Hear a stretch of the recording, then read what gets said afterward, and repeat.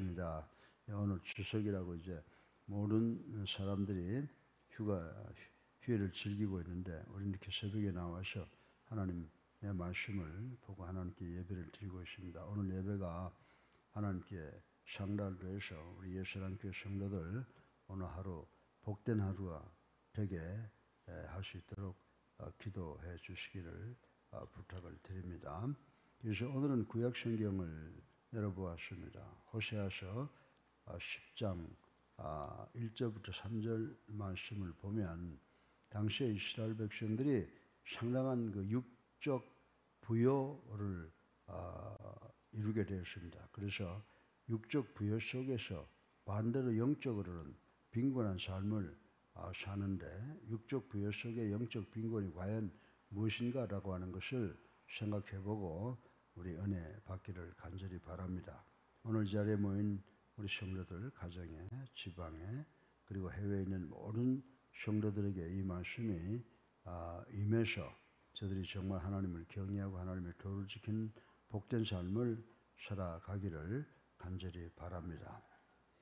우리들은 흔히 이 재정이 우리의 삶의 최고인 것으로 착각을 하고 사는 경우가 있습니다만은 우리의 삶 속에서 대부분이 경제적인 문제가 제일 가장 큰 것이라고 생각을 합니다. 그래서 흔히들 어떤 생각을 하냐면 경제적 독립이 없이는 정신적 독립도 없다라고 하는 말을 우리가 흔히 쓰고 있다고 하는 것을 우리는 잘 알고 있습니다. 생계 문제 대단히 중요하죠. 생계 문제 그 자체에 얽매여 진정 자신이 원하는 일을 할 수가 없는 이들에게 이 말은 절실하게 다가올 것이라고 생각할 수 있습니다. 더욱이 오늘날과 같이 돈 많은 사람들, 부자들, 경제적 강자의 횡포가 비일비재할 때일수록 경제적 자립 기반에 대한 바람도 희망도 더 커지기 마련이라고 하는 것 우리가 부인할 수가 없는 사실이라고 하는 것입니다. 그러나 우리가 간과될 수 없는 사실은 이 재정적 부, 경제적 부와 영적 수준이 비례 관계에 있다고는 볼 수가 없다라고 하는 것입니다. 쉽게 말해서 경제적인 부를 누리는 사람이 영적으로도 높은 수준에 있다라고 이렇게 비례적으로 생각할 수 없다고 말씀을 드릴 수가 있다는 것입니다. 오히려 우리는 물질적 풍요가 영적, 종교적 타락을 재촉하였던 사례들을 우리 과거의 역사나 주변 사람들을 통해서 익히 볼 수 있다라고 하는 것입니다.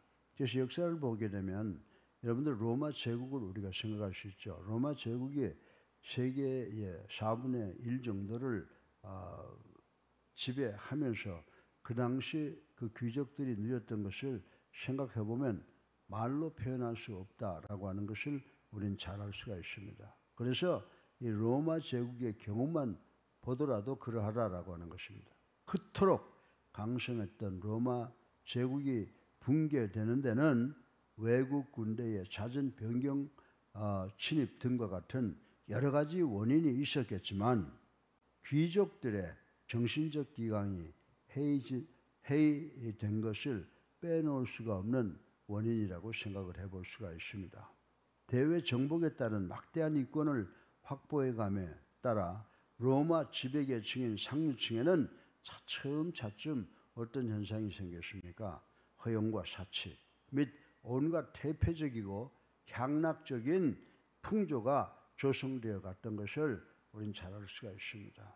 그래서 우리가 코바디시 같은 영화를 보게 되면 귀족의 삶을 잘 나타내고 있고 또 황제의 그 부패성을 보여준 것을 저희들 어릴 때 영화를 통해서 보았던 것도 기억이 나고 있습니다. 근데 오늘 본문을 보게 되면 호세아 선지자가 활약했던 여로보암 2세 당시는 북왕국 이스라엘의 전성기였다고 우리 기독교 역사가 이야기를 하고 있습니다. 아수리의 발언과 더불어 수리아의 세력이 약화되자 그 틈을 타서 하맛에서 아라바까지의 잃어버렸던 땅을 회복하기도 했다라고 열왕기하 14장에 기록이 되어 있습니다.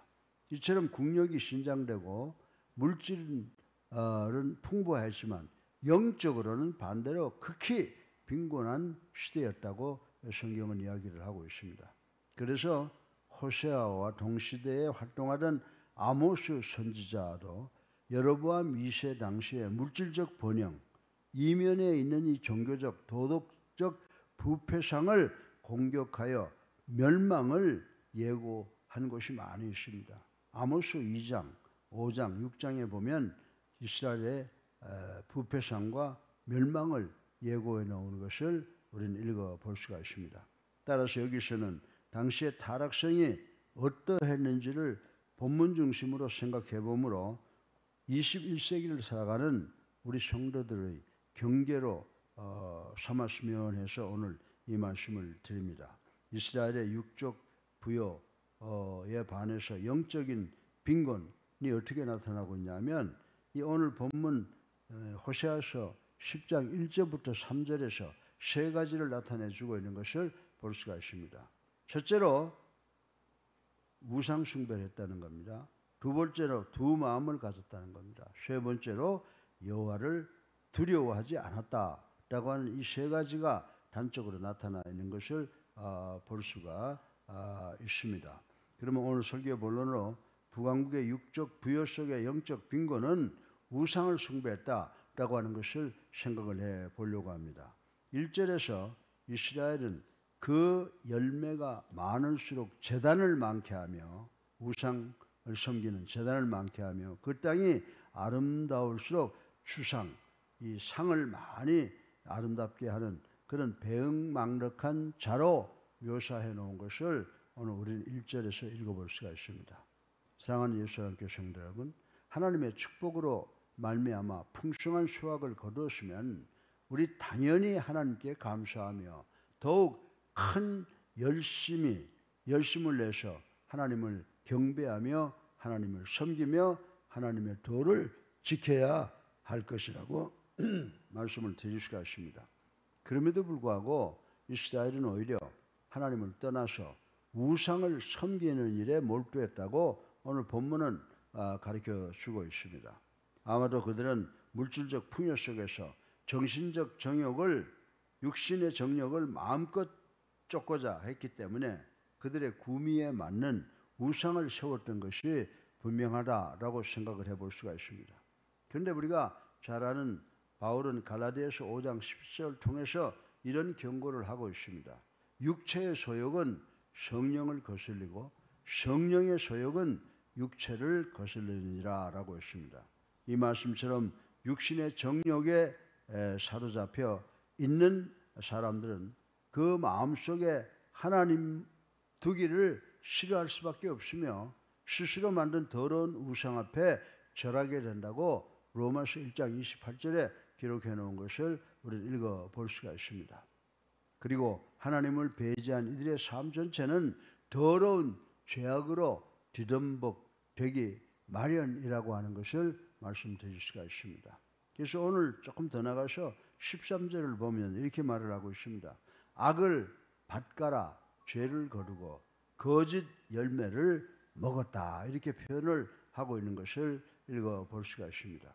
그러면 이와 같은 이전 투구에서 벗어날 수 있는 길은 무엇이냐라고 하는 것을 우리는 생각해 보지 아니할 수가 없습니다.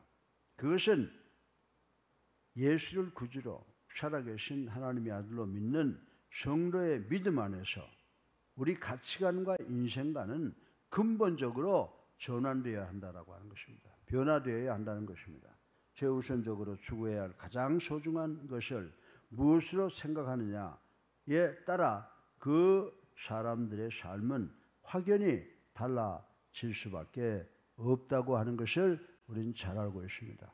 그러기에 우리 모두들 예수를 나의 구주로 살아계신 하나님의 아들로 믿는 우리 성도는 먼저 하나님의 나라와 하나님의 뜻을 구하는 신앙적 가치관을 확고히 함으로써 환경에 좋고 나쁨에 상관없이 늘 우리 주님께 감사하며 기쁨이 충만한 삶을 살아가도록 노력해야 될 줄로 믿는 우리 모두가 되시기를 주님의 이름으로 축원합니다.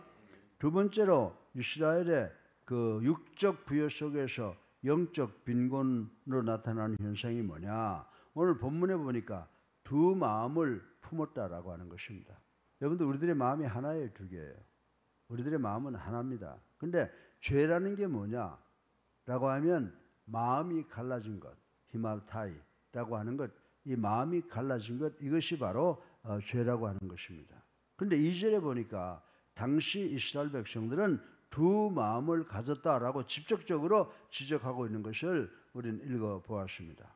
사랑하는 예수 사랑교회 성도 여러분, 하나님을 사랑하는 척 하면서 우상을 겸하여 섬기고 경건한 척 하면서 세상 욕망을 추구하는 가증스러운 이중성에 대한 지적이 바로 오늘 본문의 말씀이라고 생각할 수가 있는 것입니다.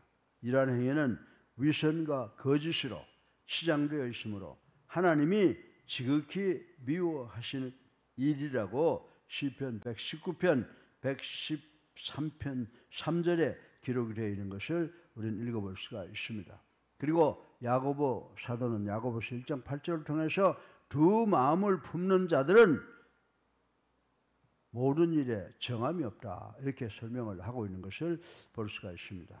다시 말해서 이들은 바람 부는 대로 물결 치는 대로 떠다니는 부평초처럼 이기적이고 육신적인 충동에 따라 조석변이기 때문에 도무지 믿을 수 없는 존재라고 말씀을 하고 있는 것입니다.